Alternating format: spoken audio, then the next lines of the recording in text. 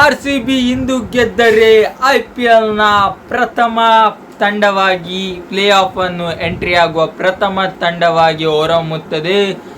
ಇಂದು RCB ಎದುರಿಸ್ತಾ ಇರುವುದು MS Dhoni ಅವರ CSK ಪಡೆಯನ್ನು. What A match! CSK MS Dhoni ಹಾಗೂ ವಿರಾಟ್ ಕೊಹ್ಲಿ ದಿಗ್ಗಜರ ನಡುವೆ ನಡೆಯಲಿದೆ ಈ ಪಂದ್ಯಾಟ. ಈ ಪಂದ್ಯಾಟ ಚಿನ್ನಸ್ವಾಮಿ RCBಯ ಮನೆಯಂಗಳದಲ್ಲಿ ನಡೆಯಲಿದೆ. RCB ಮತ್ತು CSK ಮ್ಯಾಚ್ ಅಂದ ಕೂಡಲೇ ನೆನಪಿಗೆ ಬರುವುದು ಕಳೆದ ಸೀಸನಲ್ಲಿ RCB ಯಾವ ರೀತಿ ಕಮ್ಬ್ಯಾಕ್ ಮಾಡಿ ಕೊನೆಯ ಮ್ಯಾಚ್ ಆದ CSK ಎದುರು CSKಯನ್ನು ಸೋಲಿಸಿ ಪ್ಲೇ ಆಫ್ಗೆ ಎಂಟ್ರಿ ಆಗಿತ್ತು. ಯಾವ ಒಂದು ಸೆಕೆಂಡ್ ಹಾಫಲ್ಲಿ RCB ಒಂದು ಭಯಂಕರ ಉಗ್ರ ರೂಪವನ್ನು ತೋರಿಸಿ 6 ಮ್ಯಾಚ್ಗಳನ್ನು ಸತತವಾಗಿ ಗೆದ್ದು ಯಾವ ರೀತಿ ಪ್ಲೇ ಆಫ್ ಅನ್ನು ತಲುಪಿದೆ. ಆ ಒಂದು ರಿವೆಂಜ್ ಮೂಲಕ ಇಂದು CSK ಮಿನಿ ಆಡ್ತಾರ ನೋಡಬೇಕಾಗಿದೆ.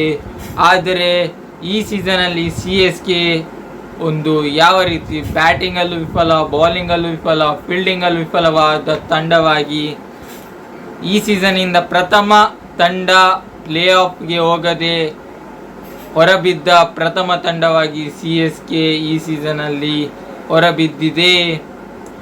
ಇದಕ್ಕೆ ಒಂದು ಅವರ ಕರೆಕ್ಟ್ ಪ್ಲೇಯಿಂಗ್ ಲೆವೆಲ್ ಇನ್ನೂ ಕೂಡ ಸೆಟ್ ಆಗದೇ ಇರುವುದರಿಂದ ಅವರು ಈ ಸೀಸನಲ್ಲಿ ಪ್ಲೇ ಆಫ್ಗೆ ಎಂಟ್ರಿ ಆಗುವುದಿಲ್ಲ. ಸತತವಾಗಿ 2 ಸೀಸನ್ನಿಂದ CSK ಪ್ಲೇ ಆಫನ್ನು ಎಂಟ್ರಿ ಆಗ್ತಾ ಇಲ್ಲ. ಕಳೆದ ಬಾರಿ ಕೂಡ RCB ಎದುರು ಲಾಸ್ಟ್ ಮ್ಯಾಚಲ್ಲಿ ಸೋತು ಅವರು ಪ್ಲೇ ಆಫ್ಗೆ ಹೋಗ್ಲಿಕ್ಕೆ ಆಗಲಿಲ್ಲ. ಈ ಸತಿ ಅವರು ಮ್ಯಾಚನ್ನು ಗೆಲ್ಲಲಿಕ್ಕೆ ಆಗ್ತಾ ಇಲ್ಲ. ಕಡಿಮೆ ಸ್ಕೋರನ್ನು ಕೂಡ ಡಿಫೆಂಡ್ ಮಾಡಲಿಕ್ಕೆ ಆಗ್ತಾ ಇಲ್ಲ, ರನ್ ಹೊಡಿಲಿಕ್ಕೆ ಆಗ್ತಿಲ್ಲ. ಇದರಿಂದ ಅವರು ಬೇಸರದ ಸಂಗತಿ ಇದು ಫ್ಯಾನ್ಸ್ಗಳಿಗೆ. ಆದರೂ ಇಂದು ಒಂದು ಥ್ರಿಲ್ಲಿಂಗ್ ಮ್ಯಾಚ್ ಅಂತ ಹೇಳ್ಬೋದು. RCBಗೆ ಒಂದು ಮ್ಯಾಚ್ ಗೆದ್ದರೆ ಪ್ಲೇ ಆಫ್ಗೆ ಟಿಕೆಟ್ ಸಿಗ್ತದೆ. ಅದೇ ರೀತಿ CSKಗೆ RCBಯ ಮೇಲೆ ಒಂದು ರಿವೆಂಜ್ ಸಾಧಿಸುವ ಒಂದು ಕ್ಷಣ ಕೂಡ ಇದು ಸಿಗ್ಬೋದು. ಆದರೆ RCBಯ ಪ್ಲೇಯಿಂಗ್ ಲೆವೆನ್ ನೋಡುವುದಾದರೆ ಎಲ್ಲರೂ ಒಂದು ಸೆಟ್ ಆಗಿ ಕಾಣ್ತಿದ್ದಾರೆ. ಕಳೆದ ಮ್ಯಾಚಿನಲ್ಲಿ ಸಾಲ್ಟ್ ಅವರು ಆಡಲಿಲ್ಲ, ಅವ್ರಿಗೊಂದು ಜ್ವರ ಇತ್ತು.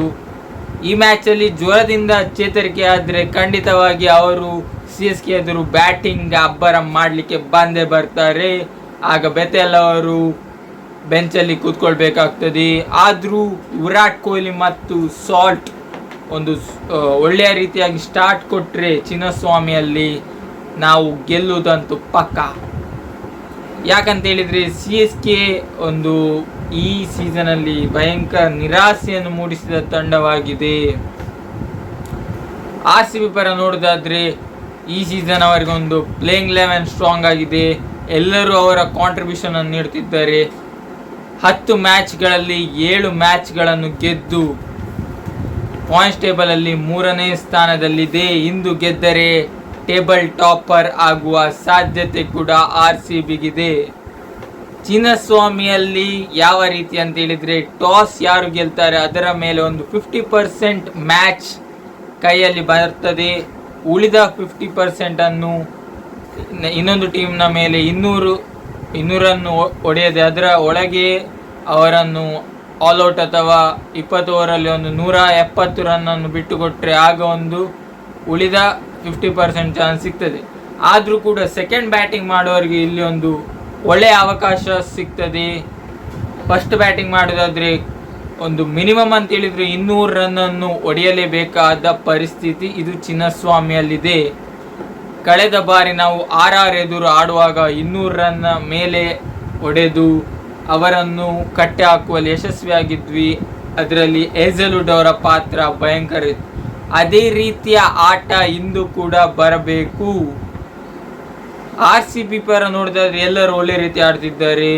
ಕೃಣಾಲ್ ಪಾಂಡ್ಯ ಆಗಿರ್ಬೋದು, ಹೇಜಲ್ವುಡ್ ಆಗಿರ್ಬೋದು, ಭುವನೇಶ್ವರ್ ಕುಮಾರ್ ಆಗಿರ್ಬೋದು, ಯಶ್ ದಯಾಲ್, ಎಲ್ಲರೂ ಟಿಮ್ ಡೇವಿಡ್, ಜಿತೇಶ್ ಶರ್ಮಾ, ವಿರಾಟ್ ಕೊಹ್ಲಿ, ಪಟ್ಟಿದಾರ್ ಎಲ್ಲರ ಪ್ಲೇಯಿಂಗ್ ಲೆವೆನ್ ಸೆಟ್ ಆಗಿತ್ತು.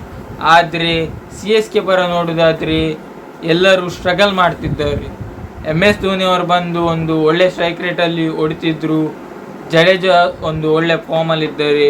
ಸ್ಯಾಮ್ ಕರನ್ ಒಂದು ಒಳ್ಳೆ ಫಾರ್ಮಲ್ಲಿದ್ದಾರೆ. ಬ್ರೇವಿಸ್ ಅವರು ಸ್ವಲ್ಪ 2 ಮ್ಯಾಚಿಂದ ಒಂದು ಒಳ್ಳೆಯ ಬ್ಯಾಟಿಂಗಲ್ಲಿ ಸ್ಕೋರ್ ತಂದುಕೊಡುವಲ್ಲಿ ಅವರೊಬ್ಬರೇ ಆಡ್ತಿದ್ದಾರೆ. ಉಳಿದ ಎಲ್ಲರೂ ಪತಿರಾಣ ಫಾರ್ಮಲ್ಲಿಲ್ಲ, ಉಳಿದ ಯಾರು ಕೂಡ ಫಾರ್ಮಲ್ಲಿಲ್ಲ ಅಂತ ಹೇಳ್ಬೋದು. ಅದರಿಂದವೇ ಅದೇ ಸಿ ಎಸ್ ಕೆಗೆ ಒಂದು ದೊಡ್ಡ ಪೆಟ್ಟಾಗಿರುವುದು. ಮತ್ತು ಋತುರಾಜ್ ಗಾಯಕ್ವಾಡ್ IPLನಿಂದ ಹೊರಬಿದ್ದದ್ದು ಕೂಡ ಸಿ ಎಸ್ ಕೆಗೆ ಒಂದು ದೊಡ್ಡ ಪೆಟ್ಟಾಗಿದೆ. ಸಿ ಎಸ್ ಕೆಗೆ ಈ ಮ್ಯಾಚ್ ಟೆನ್ಷನ್ ಇಲ್ಲ, ಯಾಕಂತ ಹೇಳಿದರೆ ಅವರು ಈಗಾಗಲೇ ಹೊರಬಿದ್ದಾಗಿದೆ. ಆದರೆ ಅವರು ಏನು ಅಂದ್ಕೊಳ್ಬೋದು ಅಂತ ಹೇಳಿದರೆ ಬೇರೆ ಟೀಮ್ನವ್ರಿಗೆ ಕಾಟ ಕೊಡಲಿಕ್ಕೆ ನೋಡ್ಬೋದು. ಯಾಕಂತ ಹೇಳಿದರೆ ಈ ಪ್ಲೇ ಆಫಲ್ಲಿ ಒಂದು ಭಯಂಕರ ಫೈಟಿಂಗ್ ನಡೀತಾ ಉಂಟು. ಟಾಪ್ 4 ಯಾವ ಟೀಮ್ ಬರ್ತದೆ ಅಂತ. ಇದು RCB ಆಗಿರ್ಬೋದು, ಪಂಜಾಬ್, ಡೆಲ್ಲಿ, ಗುಜರಾತ್ ಈ ಟೀಮ್ನ ನಡುವೆ ಒಂದು ಒಳ್ಳೆಯ ಫೈಟ್ ನಡೀತಾ ಉಂಟು. ಟಾಪ್ 1 ಯಾರು ಬರೋದು, ಟಾಪ್ 2 ಯಾರು ಬರೋದು ಅಂತ. ಆದ್ದರಿಂದ ಟೇಬಲ್ನ ಕೊನೆಯ ಸ್ಥಾನದಲ್ಲಿರುವ ಟೀಮ್ಗಳು ಈ ಮೇಲಿನ ಟಾಪ್ 1, ಟಾಪ್ 2, ಟಾಪ್ 3 ಅನ್ನು ಡಿಸೈಡ್ ಮಾಡುವಲ್ಲಿ ಇವರ ಪಾತ್ರ ಕೂಡ ಒಂದು ಭಯಂಕರ ಅಂತ ಹೇಳ್ಬೋದು. ಮಳೆ ಬಿನಿ ಬಂದರೆ ಟಾಸ್ ಗೆಲ್ಲುವುದೇ ಇಲ್ಲಿ ಒಂದು ಇಂಪ್ಯಾಕ್ಟ್ ಫ್ಯಾಕ್ಟರ್, ಒಂದು ಭಯಂಕರ ಒಳ್ಳೆಯ ಮೂವ್ ಅಂತ ಹೇಳ್ಬೋದು.